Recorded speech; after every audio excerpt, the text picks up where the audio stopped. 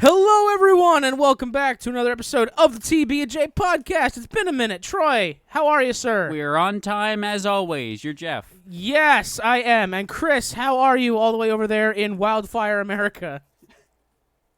Yeah, and it's actually been to my benefit for once because I got to play Armored Core 6 a day early. So I can finally say this without vomiting. West Coast, best coast. All right, we are talking about Gamescom. Wait, because there's more natural disasters, so you can stay inside and play video games. TB&J! No, because I got to play it a day early, so I can actually, have some coverage for this podcast. TB&J!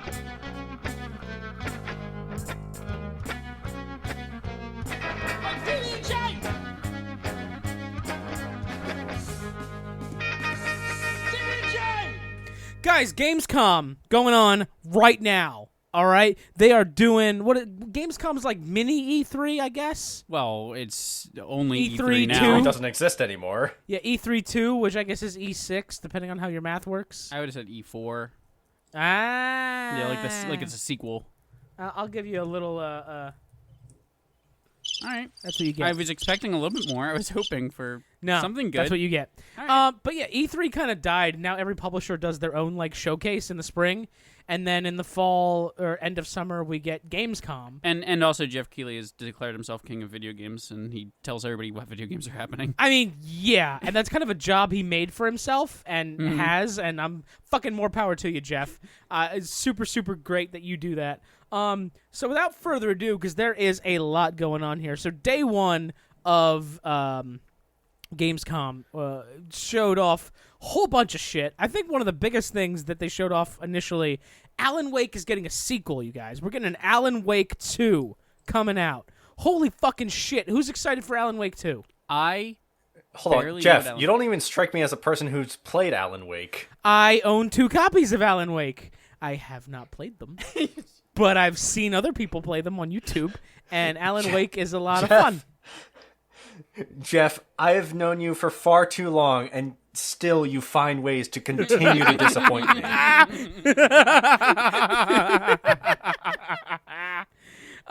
Yeah, so... don't get me wrong, I personally have not played Alan Wake, but you have 2 copies, and you've played neither. How much money is that? How much money did you spend? I got them for free. Okay, that's different then. That's Yep. a little bit different. Yep. It's not One of them was better, given to me by but a friend, and it the is other better, one...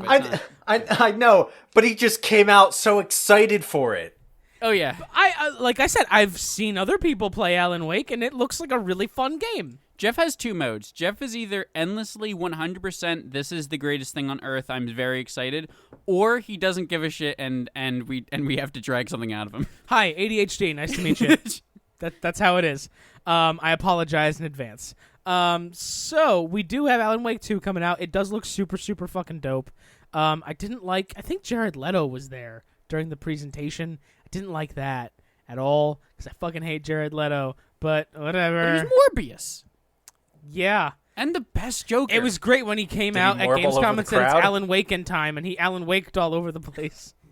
But yes, Alan Wake 2 is getting a sequel. There's a new Forza is on the horizon. That looks great, as always. Pun intended? I see Shut what you the did fuck there. up. Well, this one's actually Forza you Motorsport. stupid. Fuck. So When it's did not they come out with Horizon. 5za? 5 Fucking hate you. Now they dropped the numbers now. Oh. The other one that I saw that was really intrigued me is called Death Ground. Did you see this, Troy? Death Ground? So Death Ground is a new survival horror game where you I'm fight out. dinosaurs. I'm in. Yeah, right? I was like, oh, yeah. It's Dino Crisis? I mean, it sounds like that. There was a very short clip. It's literally like 60 seconds long, and I think 15 of that is just like the developer like title card and shit. But it was a really short teaser. It said coming soon, and it looks super fucking awesome. I can't fucking wait. It's also co-op, so it can be you and a buddy going Okay. against all these dinosaurs in some survival horror.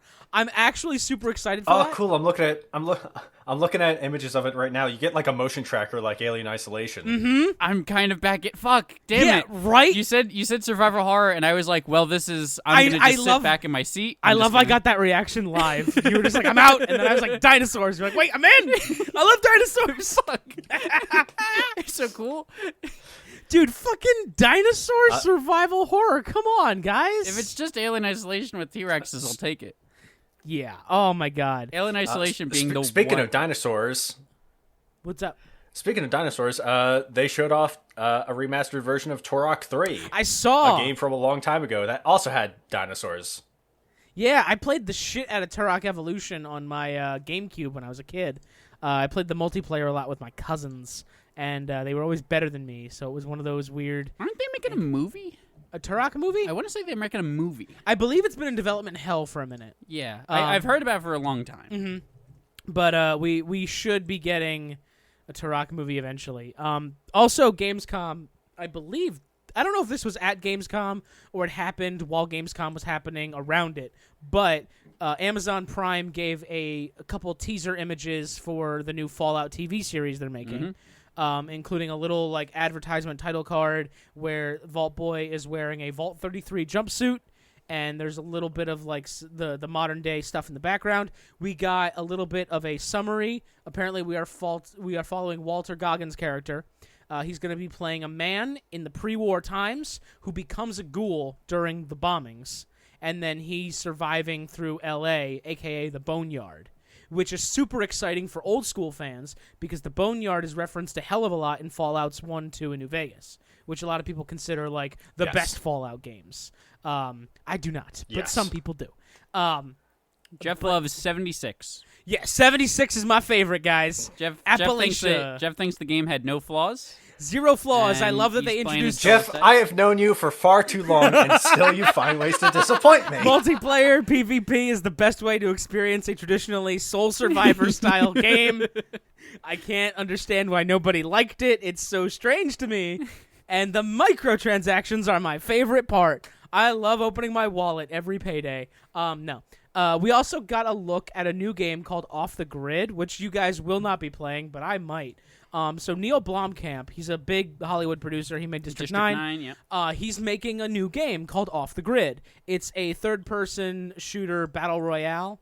So think Fortnite, but cooler, because you're like a bunch of covert guys in a corporate war between these three big companies on this big tropical dystopian futuristic island. There's going to be like natural hazards and wildlife you have to battle with while also worrying about other players.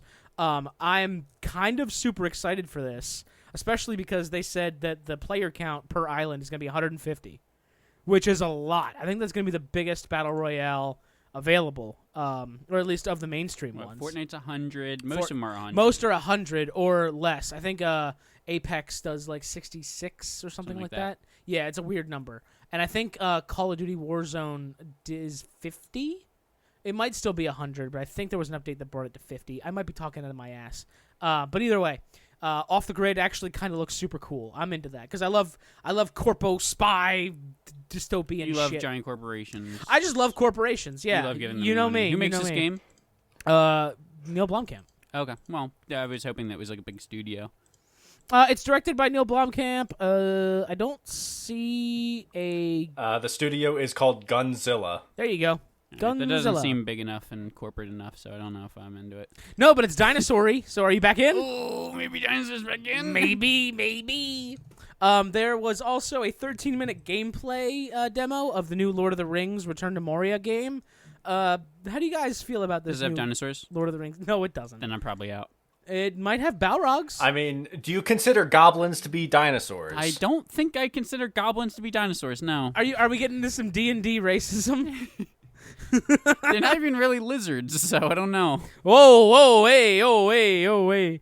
I'm just kidding. But yeah, I watched it for a few minutes. It doesn't look like something I'd really be into. But maybe if you like Lord of the Rings and you hated the Gollum game, maybe you can give this a shot and see if it's better. Yeah, but who hated the Gollum game? So That game comes out October 24th of this year on PS5 and PC. And it'll come to Xbox next year, apparently. But whatever. We also got a new look at Stalker 2, which looks fucking awesome. So excited.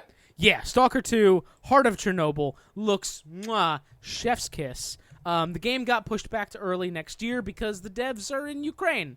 And I don't know if you heard, but it's a little hard to do things right now in Ukraine. I have a few guesses. They moved out of Ukraine. Oh, did they? I Finally. believe they're somewhere in the EU now. Yeah, they evacuated before things went to shit. Either way, their whole lives and development process got interrupted. So the game got pushed to next year. I don't think anybody's going to complain about that. Except for maybe some neckbeard on Reddit. But Putin has been very excited for the game, so he's going to complain about it. Yeah, sure. There's a new Yakuza game coming out, Like a Dragon, The Man Who Erased His Name. Ooh, I don't know if you guys ever played the Yakuza games. There's like 17 of them. Apparently, they're all like super fucking good. They're just not really my cup of tea. They're also, I believe, all on Game Pass? Every single one is on Game Pass, yeah. And I imagine this new one might be on Game Pass as well. So keep an eye out for that. Troy, did you see that Marvel Snap has a new update? Yes. What about it? I don't know. All right. I have fallen off a little bit. I'll be back in. I'm not done with the game, but I don't necessarily know or care. That's fair. I'm just wondering if you knew about it because I do not know any of the stuff. I don't know if you have things or even have the willpower or brain power to even think about saying it.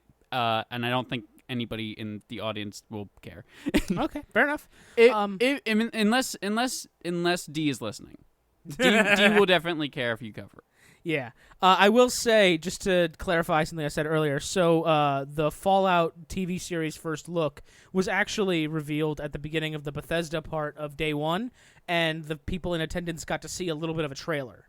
And that's how we knew about the Walter Goggins bit the pre-war and ghoul shit.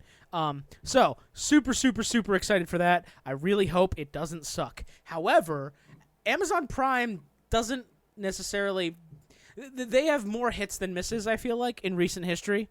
I'm hesitant. That's just because we watch The Boys. Well, yeah, but also a lot of their other like Amazon original stuff is actually pretty good. Invincible's good. Invincible's good, but also Invincible's good. I'm hesitant with my excitement because right now is the middle of the SAG-AFTRA and Writers Guild strike, so I don't know how much or if at all this affected this project, but I imagine whatever they needed from writers and actors is done and has been in editing for a while, especially if they're trying to release it next year.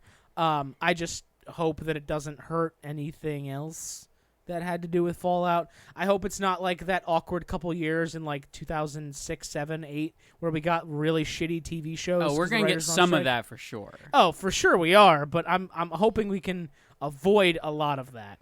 But who fucking knows these days? I'm hoping that we can get a Last of Us show. A level of quality. Oh, yeah. I was about to say, we got one of those. It was really good. You were there for that. I want another.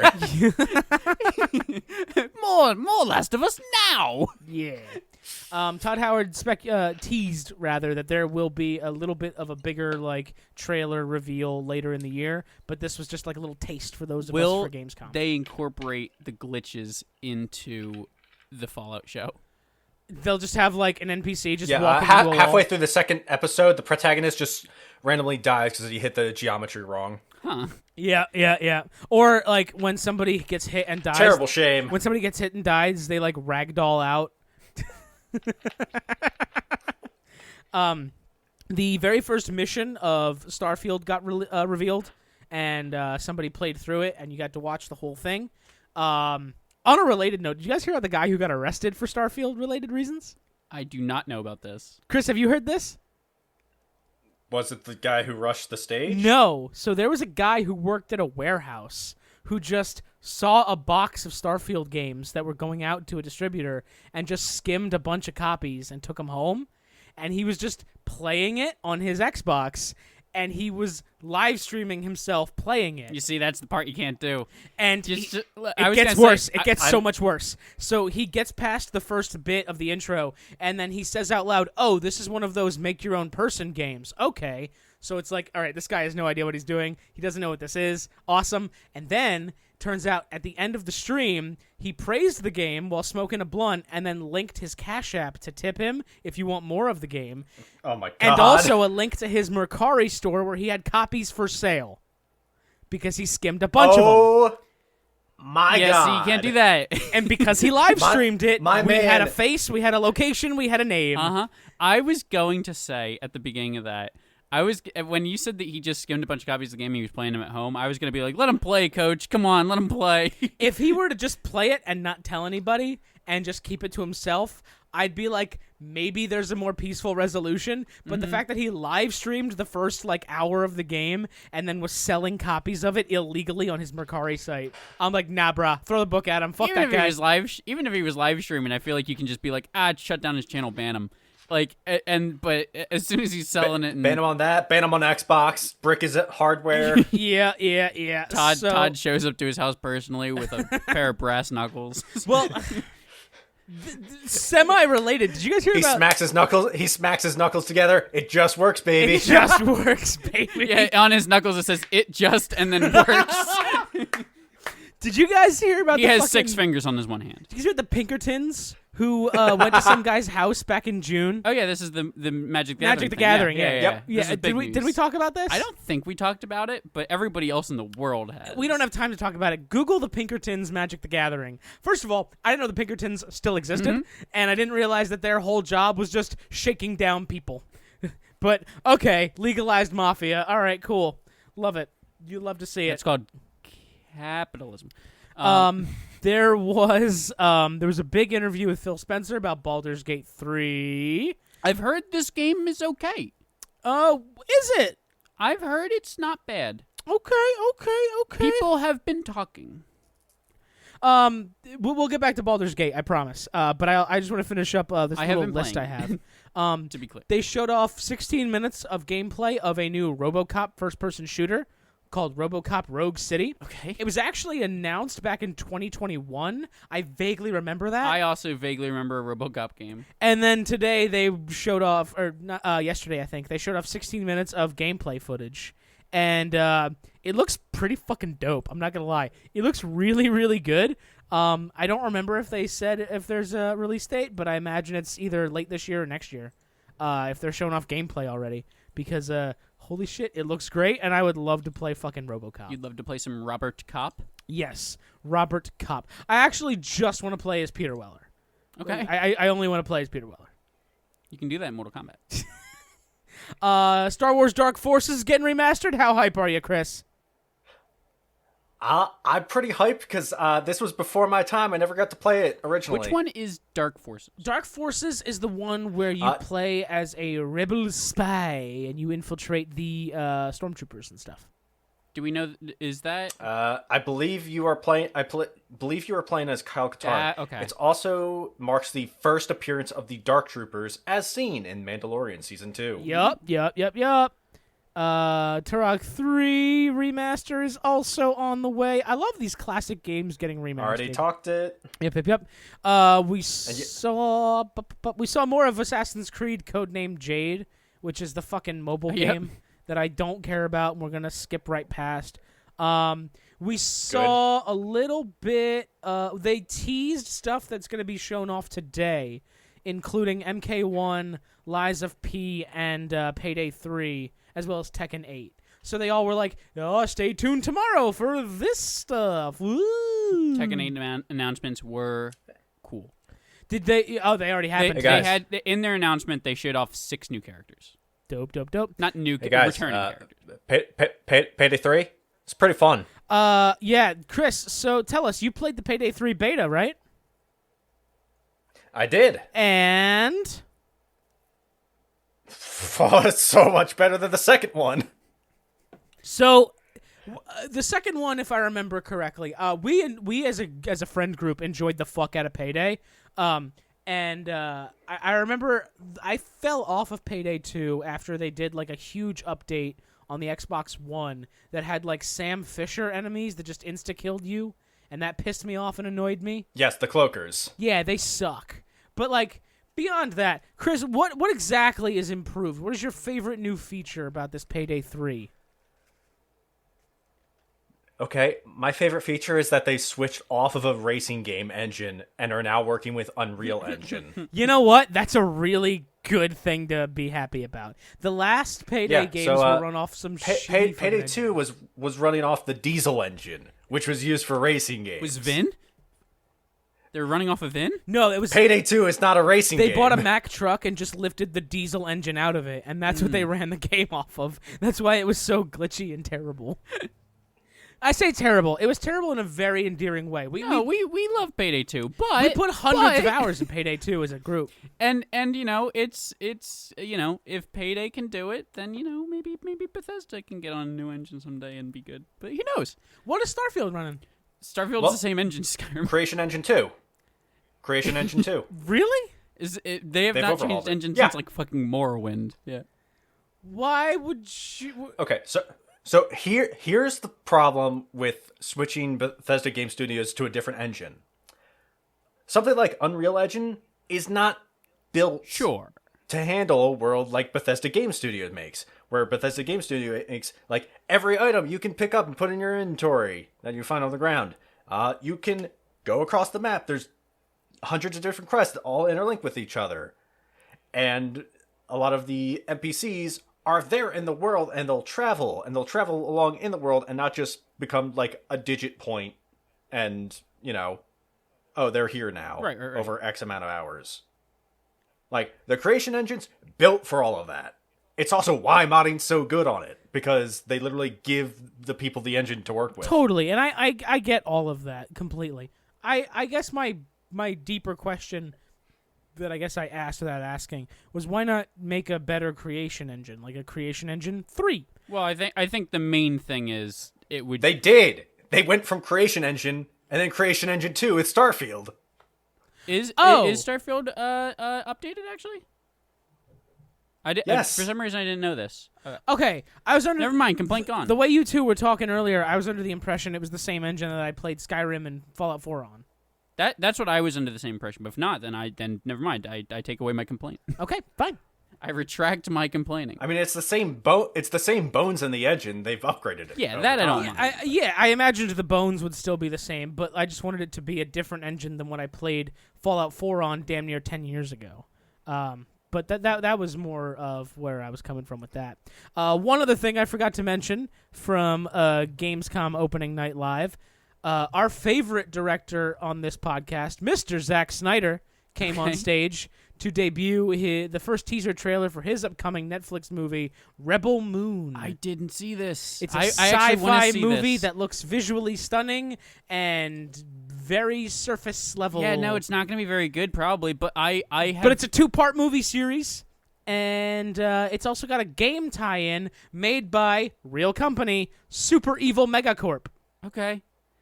I can't believe that I missed the trailer for this thing. I have really because his original pitch for it was like, Disney won't let me do a Star Wars movie. I'm gonna make something better than Star Wars. So I have been like, I need to know what the fuck this thing is, because I am a big Star Wars fan and a big Zack Snyder poo-pooer. Yeah. So I don't want it to be bad. To be clear, I don't even hate Zack Snyder. We've talked about it on this podcast. All four of us, I think, have a pretty similar opinion of like, he's fine. He doesn't like suck at making movies, but he has like a weird. Hold up. I pulled up the Wikipedia page. The premise: the rebels of the Moon of Velt is threatened by the forces of the Imperium. Yep. Wow, this is just a Star Wars. Listen. Rebels against an Empire it's not exclusive to Star Wars. Zack Snyder is a pretty darn good director. He's not the best writer, producer, or editor. No.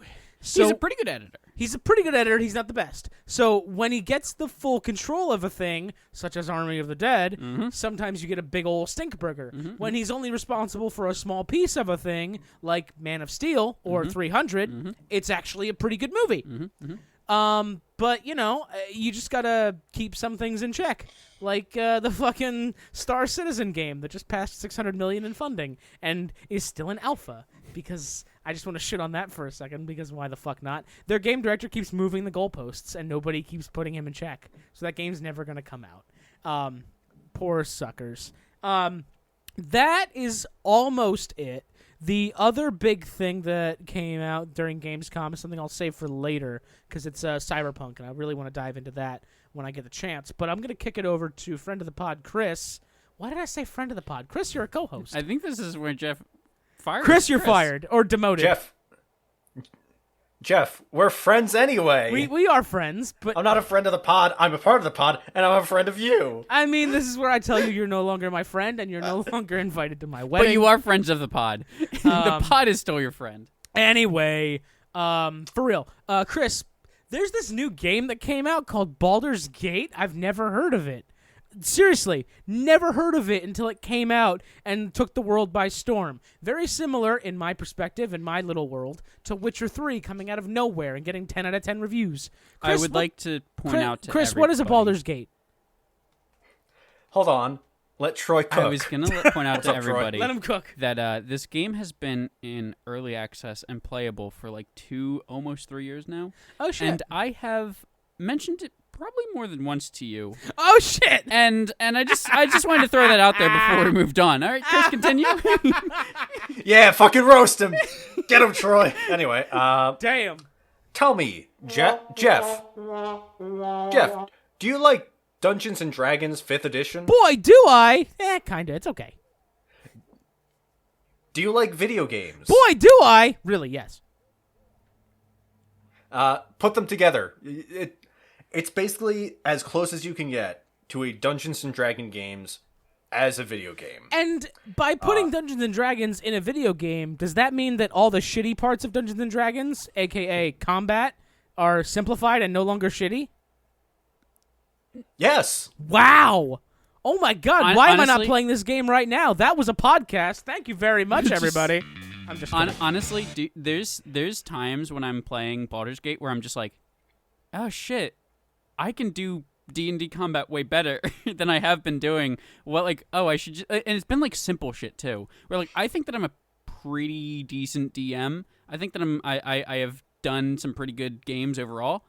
And as I've been playing this game, I'm just sort of like, oh yeah, it is better to like have like some buildings and like like all these different tactics and shit like that, and like not just drop people in like a fucking empty field and be like, fight the goblins, idiots. Like, yeah. And I've done a little bit more than that. Like, I'm not that I'm selling myself a little bit short there, but like, it's hard to be the storyteller of a world. Well, even I find that easier than like abstractly coming up with the combat. And now that I feel like I've seen it in motion, I'm like, oh, I can really have a big glow up on how I play Dungeons and Dragons as a whole. I like the idea that you're going to use Baldur's Gate to make you a better DM. That's genuinely like that's awesome. That is actually also there are a lot of. Chris was saying that it's pretty much 5th edition put into a video game, but there are like some added mechanics, and almost every mechanic from other editions, or is it like borderline homebrew stuff? Borderline homebrew. I'm sure that there's like some form of some of the stuff and other stuff. Chris, you were gonna make a point. Yeah, so some mechanics are tacked on, and then some mechanics from 5th edition are changed for the better. That's how combat, goes so smoothly. There is a lot that got left on the cutting room floor, but it's usually stuff that would be hard to implement. Mm-hmm. And another sticky point, and this is probably isn't going to matter to all the D&D players because they've already, bought the game. In traditional 5th edition Dungeons & Dragons, you can reach up to level 20. In Baldur's Gate 3, you can only reach up to level 12. Yeah. Wow, that's a hell of a drop. It's still a very... So the reason why they didn't do that is because from 13th to 20th level, you start getting into some pretty game-breaking abilities and spells. It's hard to program a wish spell.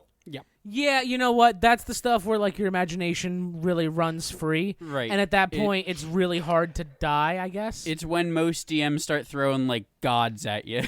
Yeah. Okay. I mean, that makes sense then, but, like, it really does put into perspective, like, a lot of the games I play, like fucking Cyberpunk that we'll talk about later, you level up left and right, and you assign your skill points, you get your skill trees. Dungeons & Dragons especially, it is very hard to level up, and you really need to focus on what you're doing, because you only get a handful of those in a whole character. It's not really something you do all the time. Well, let me assuage that fear. Very early on in the game, you unlock a character who allows you to respec your entire build for 100 in gold. Is that a lot? Gold is very easy to come by. Okay, cool, awesome. What's up? That was my question. What's the economy like? Is 100 a lot? I don't know. Yeah, inflation has you will have that before you leave the prologue. Inflation hasn't hit Baldur's Gate yet? Yeah, not very hard at least. So here's my other thing about Baldur's Gate, right? So like Dungeons & Dragons, you have your books, right? And they've got the predetermined quests and the monsters and the set pieces. And then you have people like Troy who just spend an entire summer vacation just drafting a universe full of gods and monsters, and then you plop your players into it. I have never done a module. I've never played in like. Is this more like your game style, Troy, or is this more of modules? Because I imagine in a video game you can't just like completely let people's imaginations run wild because there's limitations in a game. Mm-hmm. So it has to be more modular, assigned quests. This is structured more as a module. The setting also takes place within an established lore. It's within Wizards of the Coast's Forgotten Realms. Yeah, like in D&D, you can go to a lot of the lore is like a lot of this lore is pretty old. It's been here for a while. Ancient. But we're getting a fresh look at it, and it looks really, really good. And that's awesome. That's awesome. Because I was curious. Everyone says it's Dungeons & Dragons, the video game. It's like, okay, but like when I play Dungeons & Dragons with like my buddy John, friend of the pod, John Fitzwater, John, we don't follow a rule book. All right? He says this crazy thing is going to happen. Make me a roll. Tell me what it is, and I'll determine what happens. It's more crazy off the rails shit. And that's more of my experience with Dungeons & Dragons mostly. So when someone said they made a video game D&D, I'm like, how? How is that possible? Jeff, let me assuage your fears. First off, unlike most D&D video games, this is multiplayer. So you and 3 other friends can all join this world together as a party and play through it. And you can fuck with each other. In one of our games, or rather one of the games that I'm playing through, my friend is a halfling and another friend is a barbarian. He can throw him very far. Shut up. Really? I am not joking. You can throw your party members around. The Berserker subclass of barbarian has a special ability that makes it so that they deal more damage when throwing enemies into other enemies. Dude, oh my God. I'm so upset about that one because I play a Berserker Barbarian in one of my real D&D games, and that doesn't exist in 5th edition, and I'm just like, please give me that. Berserker Barbarian in traditional 5th edition's just bad. Yeah, it's not great. Well, it's not bad, but it's not great. Yeah. Because exhaustion's awful. Yeah. But exhaustion doesn't exist in this. Wow. So they even like tweaked some D&D 5th edition stuff to make it better. Stuff like Berserker, Ranger, all the classes that sort of have needed help are just better in this game. Holy cow, that's awesome. And also some of the like sticking points of combat, like for spellcasters, you need to be able, for some spells you need to have a certain item or be able to speak or have a hand free. That's all done away with. So long as you aren't silenced, you can cast your spells. Oh shit. But on the other end of that, the real reason people have basically been like, oh well, they'll never make like a Dungeons and Dragons game. Like this will never really exist in a way. Well, I mean, not really, because there's 2 other Baldur's Gate and people. That's like the only other thing. But this game, like it, you know how like sometimes you play a video game and it's like, here are your branching quests, and if you'll get completely different endings, and all it really changes is kind of like a certain character will live or die at the end, or like certain things will happen. Some are much better than others. We already established. I've played Bethesda games. Yep. This game, I haven't like fully looked up the endings because I'm playing the game, obviously. But like I've seen clips and you're in like totally different rooms with like fully different boss fights and around stuff like that. There are choices that I've made back in the beta versus as I'm playing it now, and it like there's borderline stuff that just like me and Chris could be playing almost different stories at the same time. That's incredible. It is and this is not this can't be as true as they're saying it is, but it's still an impressive thing to throw out, even if like of 1/100th of this is true. But they're sitting there boasting that it has like 17,000 endings, which can't be true. Most of it's probably like if you've completed Shadow Heart's whole story and then did this ending, it's going to be slightly different. But that's insane. Even if you take the 1,000 off of, or if you take like, if you move it down to like 100 endings, that's still impressive. Yeah, that's still like a super, super impressive achievement. And now I understand all those clickbaity articles that I've been getting suggested to me on Google about how like Baldur's Gate is redefining standards from video games and publishers are mad. Mm-hmm. And it's like, well, I'm sorry they made a good game. Like, go fuck yourself. Well, let me double down on that, because Baldur's Gate, that's been in early access for a while. In early access, there was an NPC that the players loved so much, they basically got a petition to Larian Studios, the creators of Baldur's Gate, to make that character a companion. And they did. Oh, shit! That's some good fucking fan service. Yeah.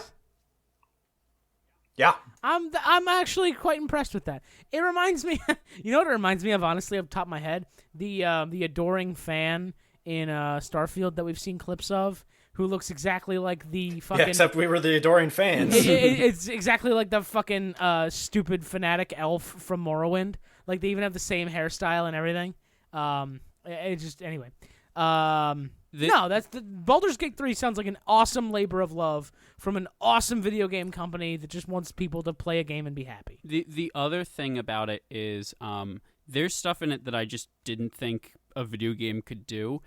There's certain parts of like 5th edition D&D where like, or even really all editions of D&D, where you're just like you're all sitting there around the table talking like friends and stuff like that, and you're not in the middle of doing anything specific.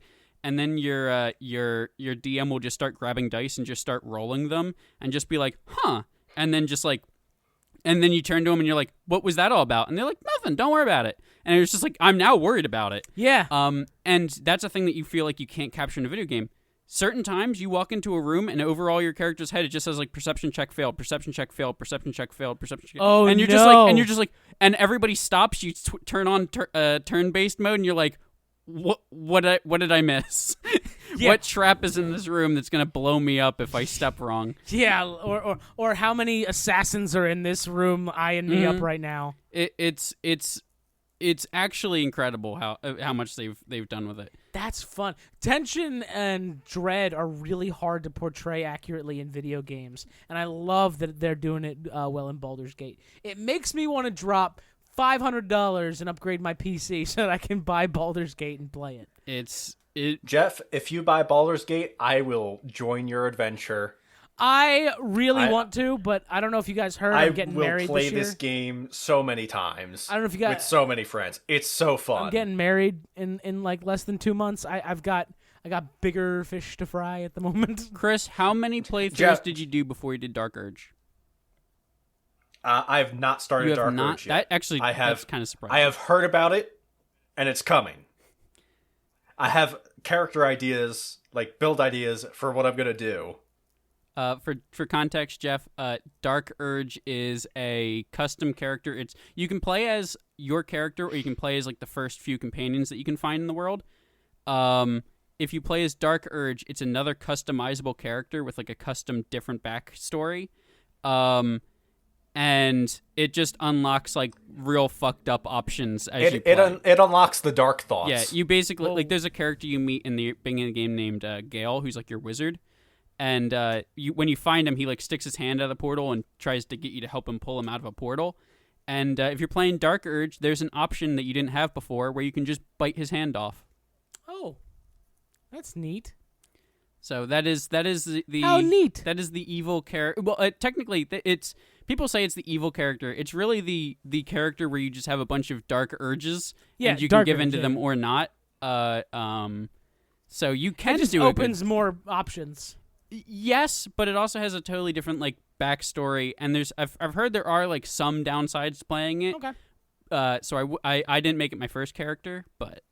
Okay, neat. We could honestly talk about Baldur's Gate all day. We do not have time. Troy, tell me about Mortal Kombat. So I played the Mortal Kombat 1 beta. Last weekend. Yep. Yeah. Yep. Last weekend. It's great. It's very early, and maybe it's recency bias, and maybe it's just my excitement levels. I think it's already better than Mortal Kombat 11. I mean, Mortal Kombat 11 is a great game. Mm-hmm. I honestly liked X more than 11. I liked X more too. I probably liked 9 more. 11 is good. This feels and there's like memes going around of people being like they didn't change anything. They changed a lot. It's a very different game.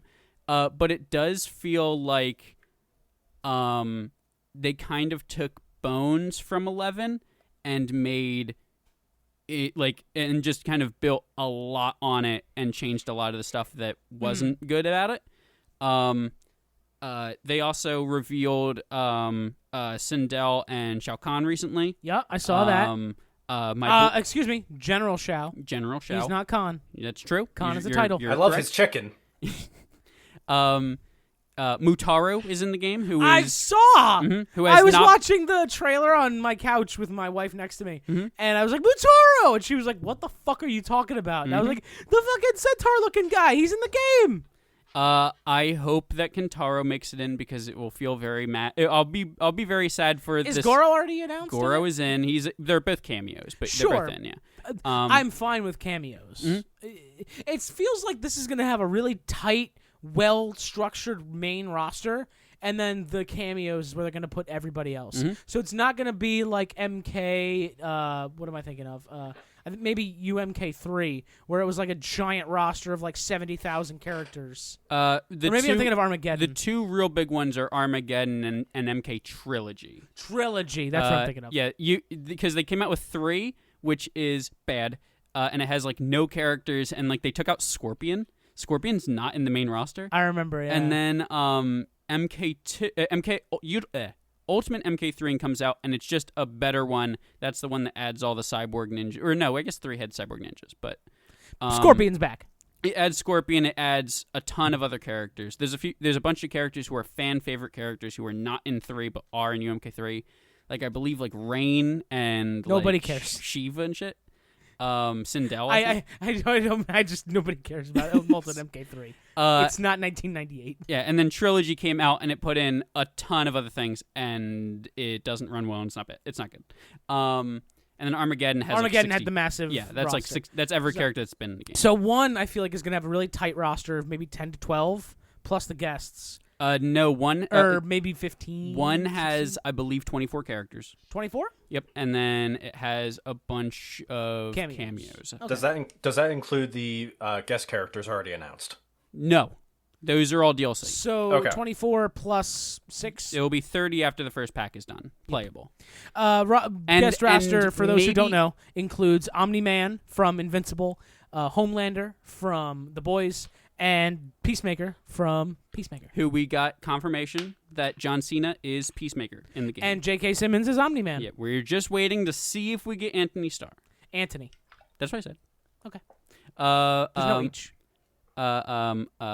And then on top of that, it's Ermac, who looks like shit. He face-wise, he's not a good design. Quan Chi and Takeda, who I personally love. Takeda was my favorite of the Kombat kids. Takeda is maybe my 3rd or 4th favorite Mortal Kombat character in general. And he's only in one game. He's good. I saw the bit of the story that they showed off. They did a little bit of the story. And I saw Sub-Zero get into a fight at a bar, and there was a guy at the bar who just didn't give a fuck and just picked off some ice and put it in his drink.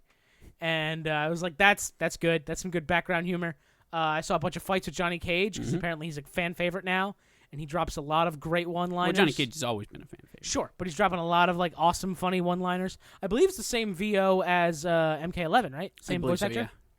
Yeah. The game looks super polished, super clean, super good.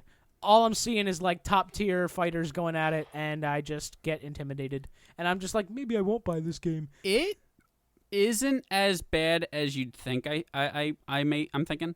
There's a lot of cameos that do different things that really make the game easy. Like Kano just basically turns whoever you're playing into a zoner. I realized. Most of what I was playing in the beta is because there was no Scorpion, unfortunately.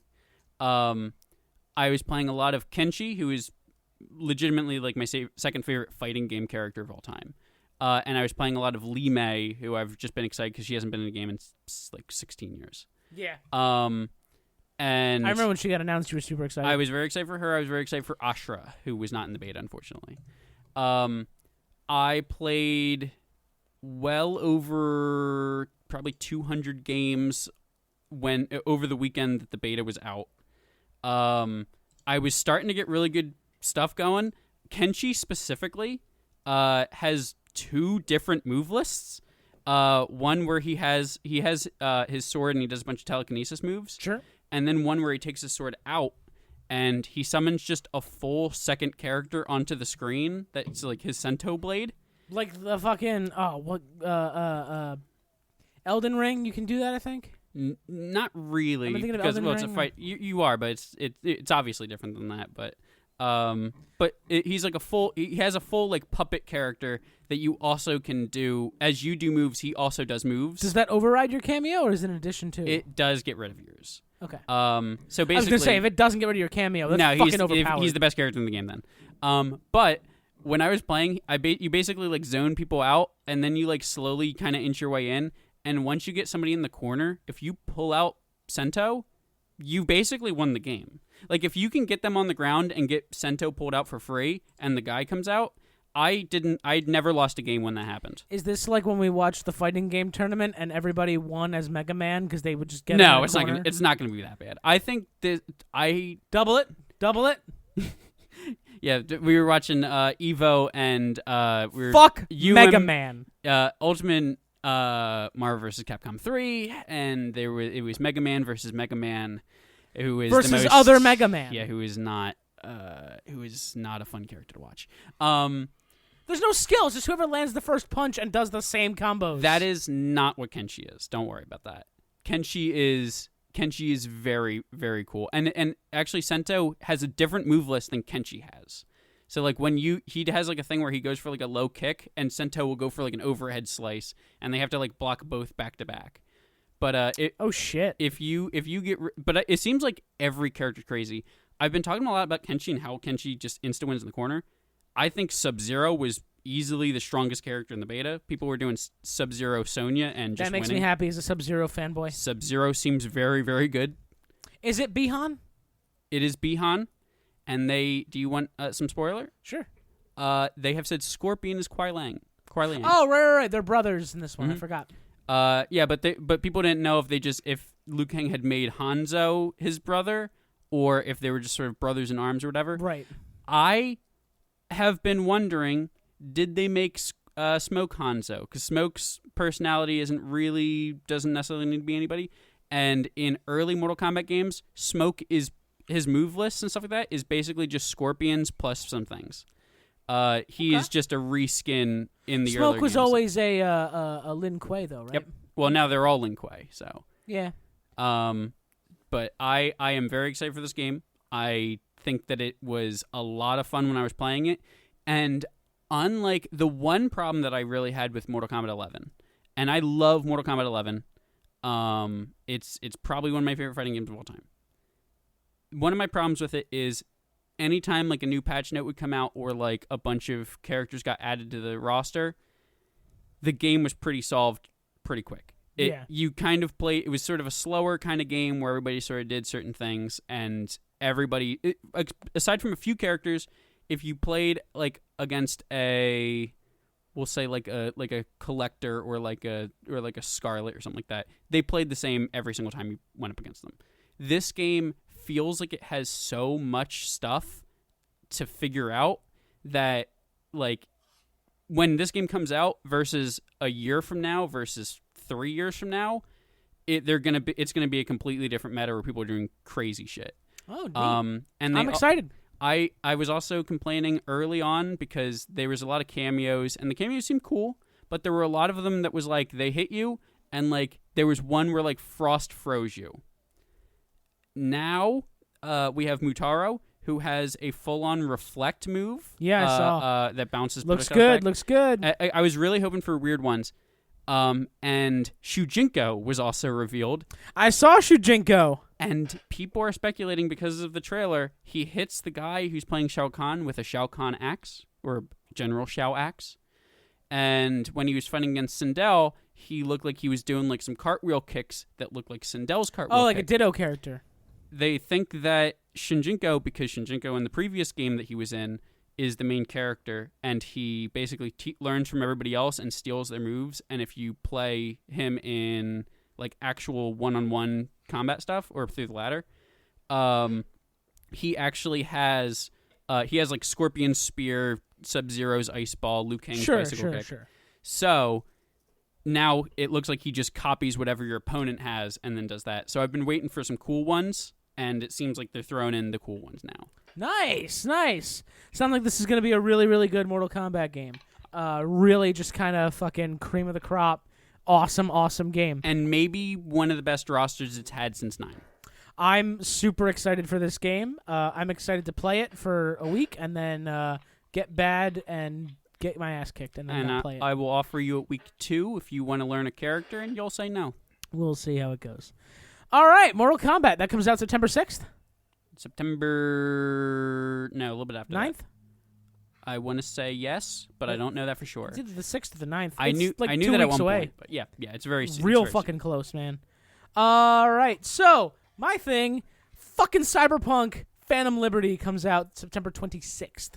And I'm super fucking excited. September is too fucking stacked for games, man. I'm getting married in October. Like honestly, from like August to October, it's stacked. Mm-hmm. I don't have time to play all these games. I'm getting married. And I still haven't beaten Jedi Survivor. Jesus Christ, my guy. That's and on I you. still haven't started Jedi Survivor. Well, you're on PC. That's your own fault. Go fuck yourself, Respawn.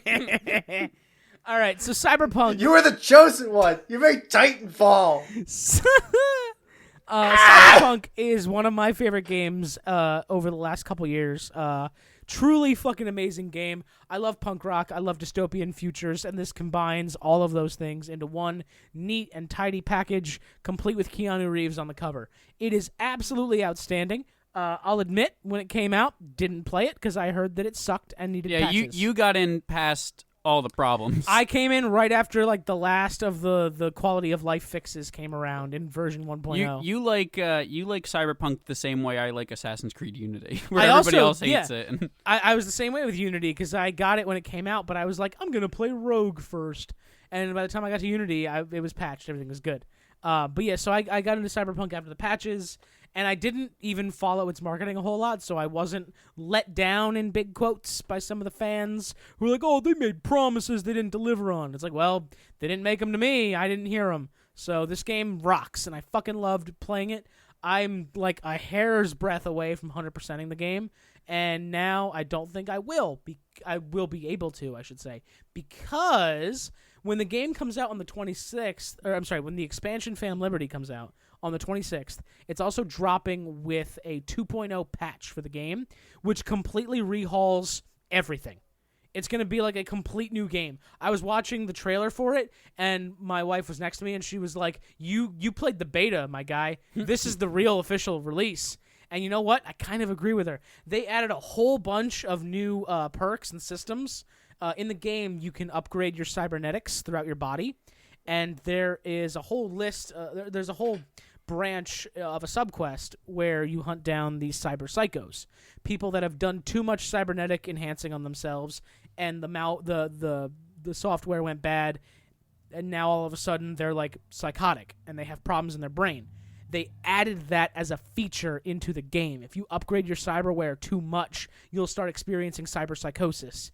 and you either deal with those symptoms or you scale it back. So you can't just be this super meched out tank. You have to actually control it back a little bit, which is fucking amazing. Love that little detail, because it was kind of weird where it's like, oh, I'm hunting down these psychos because he had an eye implant because he's former military. Meanwhile, I'm running around with a brain full of hacks. I got fake eyes, fake legs, fake ribs. Everything was fake.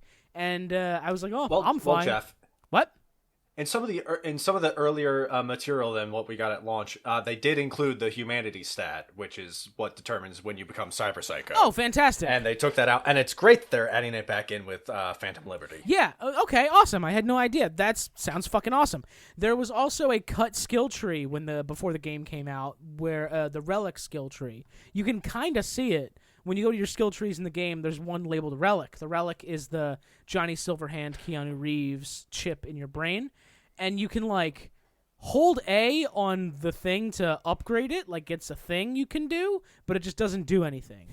It's so strange, and I thought it was a weird bug at first. I looked it up online. I was like, nah, it looks like it was a skill tree that got cut. Well, guess what, motherfucker? They added that skill tree back in. There's a whole-ass fucking skill tree that does relic shit, and you can have relic powers where Johnny, like, takes over for a second, and suddenly you're beating the fuck out of mercs with your big fake metal arm. It looks awesome. It looks fucking incredible. And they also redid every single perk tree. They reevaluated all of the perks. They resorted them. They added new ones. They deleted shitty ones. They revamped good ones. They, when you actually, as a matter of fact, when you boot up Cyberpunk after the patch is free. The expansion, which we'll get into in a minute, is not. But when you boot up your game after installing the 2.0 patch, you have to respec your character. It resets all your skill points immediately. Just to, like, fully hammer home, this is a new experience. We need you to redo it. So, which means I'm going to have to make a new character when this comes out, and I'm super excited to do that. I'm genuinely excited to do that. They upgraded all the enemy AI, which, great, because it needed it. They added vehicle combat. You can lean out your window and shoot, and it looks fucking amazing, because before that wasn't a thing in Cyberpunk. You were either in the passenger seat gunning during a story mission, or you were driving, and there was no crossover. But now you can just shoot outside your car while you're driving throughout the free world. Why would you need that for it? Yeah, finally console players will be able to firewall driving, as opposed to PC players who've modded it in. Well, mods, sure. But why would you need vehicle combat? I'm glad you asked, Troy. I didn't ask. That's just... Because they revamped... Why do we need vehicle combat, Jeff? Because they revamped the police system. So you could commit crimes, and you would get stars similar to GTA, but, like, they didn't feel like there were consequences. The police would just appear? Yeah, the police would just, like, appear, and then you just drive far enough away, and then they just disappear. And so would your wanted level. And then you would go right back immediately and walk by a cop, and it was fine. It was a really janky, broken police system that didn't really punish you for committing crimes. Now, it is completely revamped. The police are way more brutal. They will pursue you, and they don't just, like, appear around a corner, but they will kind of, like, you know, spawn into the map at some point and come get you. It's a completely redone from the ground up police system. I'm super excited for that because, you know, you should be penalized for gunning people down in broad daylight.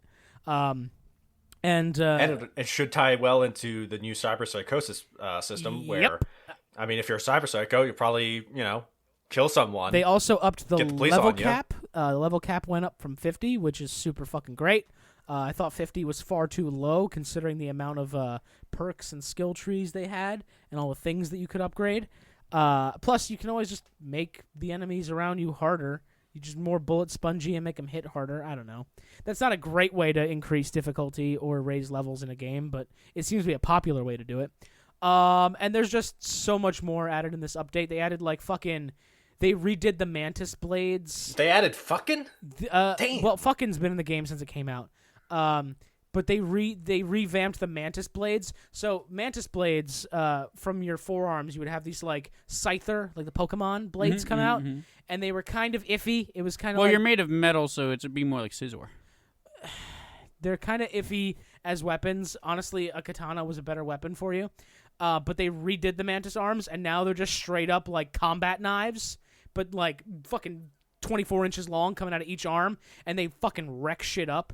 You can be riding a motorcycle just at enemies, jump off and draw your weapon and just land and attack. They've added so many awesome little things, and they fixed a bunch of like behind the scenes bugs, a lot of quests that were broken if you did them in a weird way or whatever. All that stuff is ironed out. It's great.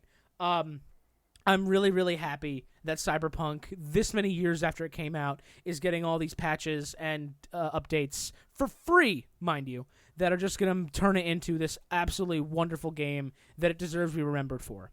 Now on to Phantom Liberty. Phantom Liberty is the actual expansion.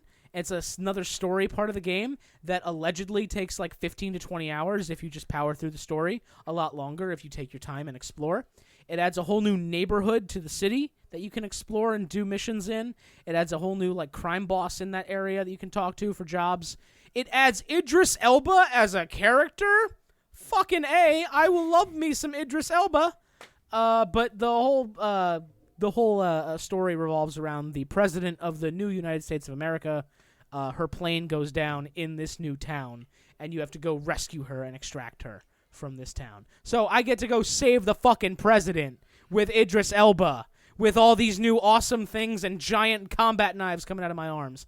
I'm very, very, very excited for this new fucking update. This might be the thing I'm most excited for, right behind Starfield, but it's a real close second place. It's that close. And I've played the fuck out of Cyberpunk. I have most of the achievements. It's a really, really, really, really, really good game. That's my nerd boner for Cyberpunk. I know Troy hasn't played Cyberpunk. I have not. And you probably never will. I probably won't. If it's one of those things where it's like, if it came to Game Pass, I'd probably play it.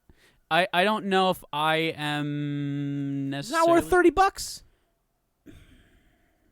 Maybe. There's too many things.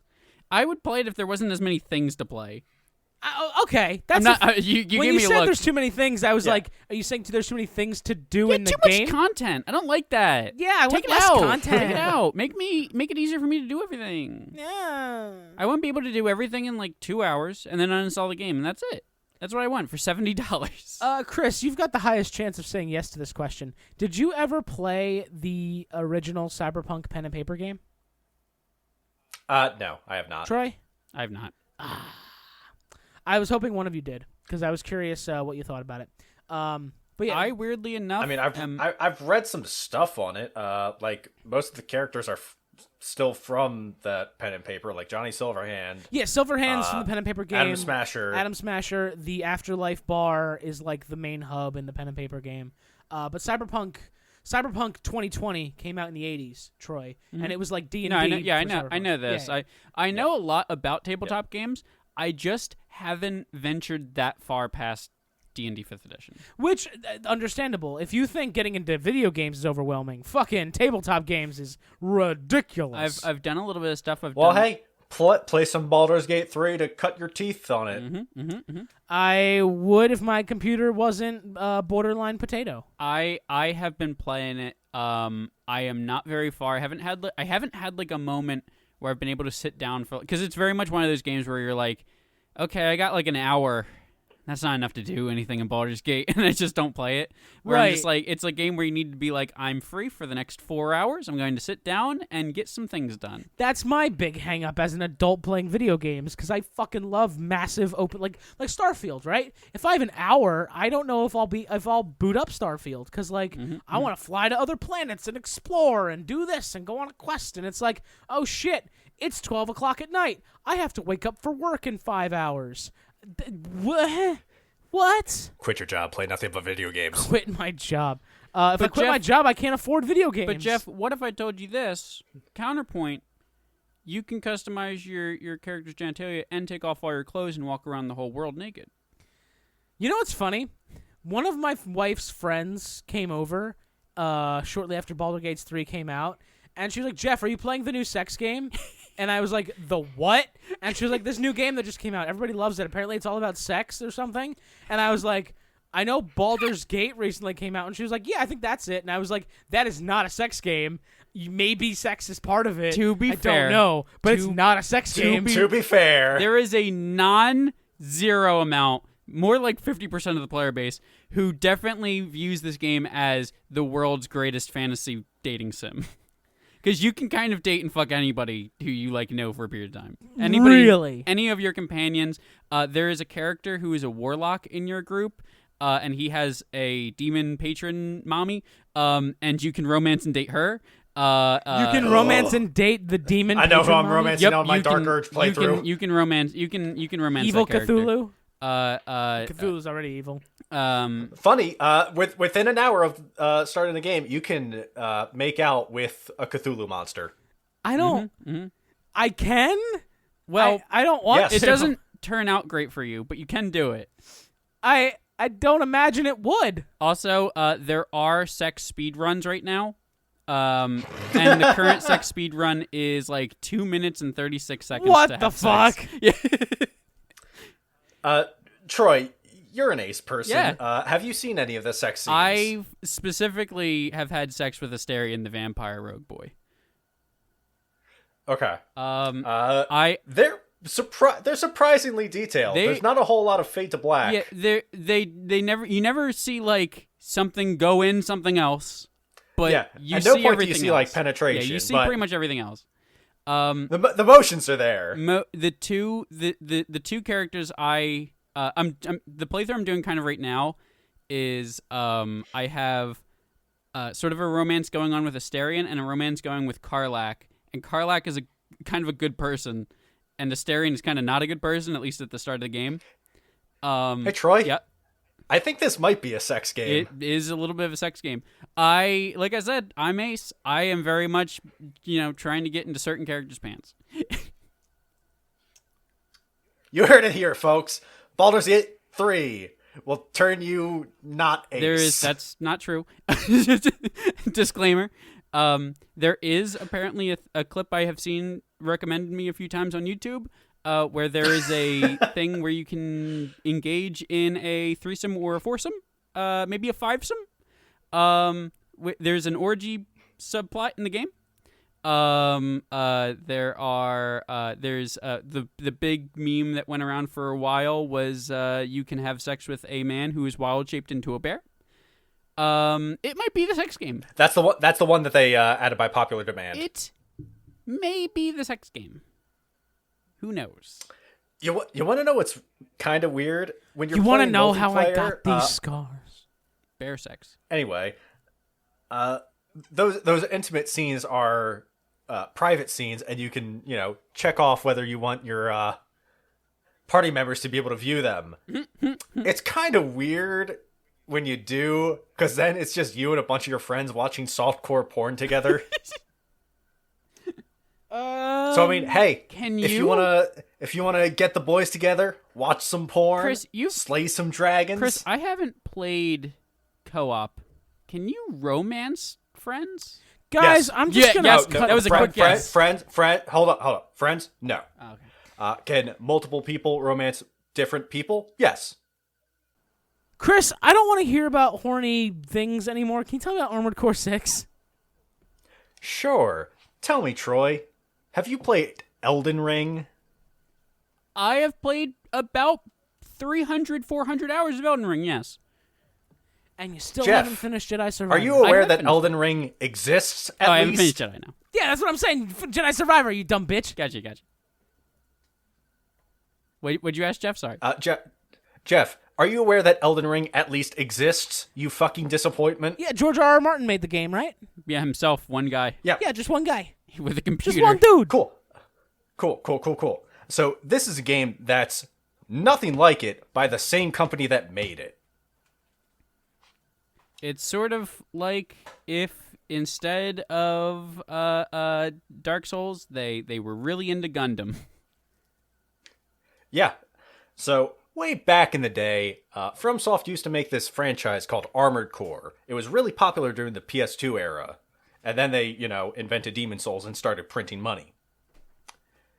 And it's a game that's very near to my heart because I played it growing up. And to see it come back is wonderful. When was the last one? So, Armored Core 5, close. I think it's close to a decade. There you go. I did not know that they sort of just fully just took a break from the game. I did know that it was the other thing. We were on a break.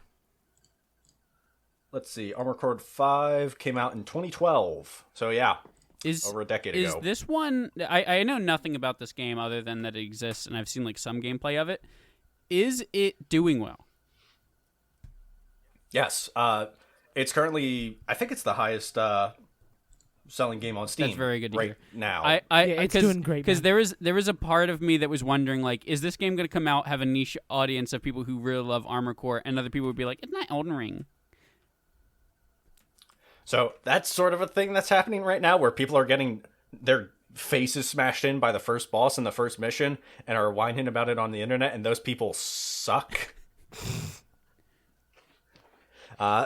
You're getting filtered by the Soldier of Godric in Elden Ring. Oh, better. not even Margit. I guess it's closer to Margit. Okay, that makes more sense to me. If you're filtered by Soldier of Godric, you should uninstall the game. It doesn't get better. So a bit more of how the game plays. So as opposed to Dark Souls, Elden Ring, Bloodborne, it is not an open world game. What it is that you are playing as a mercenary that gets sent out on missions with varying degrees of objectives and difficulty. In between those missions, when you accrue your money, you go to a shop and acquire new parts for your armored core, an AC, and then tune your armored core to however you wish to play. And they range from, you can be a big, beefy tank with literal tank treads, with 4 fucking miniguns, and just hold down all your triggers until you win. Or you can be a mech that just hangs out in the sky as it hovers with 4 legs and just rains down missiles upon everyone. Whoa. And the build diversity is vast. I'm rambling at this point. Do you two have any questions about it? I don't have a whole lot of questions. All I know is I've noticed a trend that I have moved towards in the last like few years, where I feel like when you're young you play sort of every video game, and you're just like, I like all of this. Oh, new things coming out. Let me do that one. And this one, now that I'm an adult and I have limited time to do video games, I noticed that like the things that I gravitate the most towards, if it's not a fighting game, it's basically anything that has like builds in it. If I can make as soon as you give me like a thing that's like, here is this thing and here's the main character. If I hear like, this is the main character and this is what he does, I'm like, I'm not interested. As soon as you are like, and here's all the sort of different kind of like build your custom character can do, I'm in usually. So you have me slightly in on it. And also I like big robots. So that's 2 points. Yeah. So this plays a lot like, sort of like a third-person shooter meets a fighting game. Okay. The PvP format, because there is PvP in this game, is you can do 1v1s or you can do 3v3s. Okay, so I can get carried. You can get carried. It's not like single knockout PvP. It's the longer that you are alive, the more points you're worth, and then when you die, you respawn and your points get reset. And then whoever has accrued the most points, it wins the match. Oh, that sounds really fun. I like that. Yeah. If you're just playing through the story, it won't take you too terribly long. And I know that there are multiple endings for New Game Plus as well, if you choose to do so. All right, dope. I'll put that on the list of games that I'm probably not gonna fucking play because there's too goddamn many of them. I have a chance of playing it. I think I have a chance of playing this one. I don't know for sure. Well, I guess we'll find out. All right, is that it? Are we done? Because I'd like to be done. I'm tired. There was a lot of video games in this episode. Yes, I'm done. I want to go upstairs and play Armored Core 6 more. Awesome. I'm gonna go. All right. I'm gonna go home and play this X game. Oh God! Thank you all for listening to this episode of the podcast, where Troy and Chris talked about fucking demons. And please like and subscribe, all the fun things. And we'll see you next time. Have a lovely day. Football season is starting soon, guys. Are you excited? What a way to end the video game podcast. Yeah, sports. Yeah, now I'm sure. Jeff, I have known you for far too long, and still you find ways to disappoint me. My fantasy draft was yesterday, and I got Christian McCaffrey, and I'm very excited. I don't know who that is. I don't know who that is. I have been out of football. Chris has never looked at football. So, from a scale from 1 to 10, how good do you think your draft went? Oh, 6, 7. Okay. Good luck.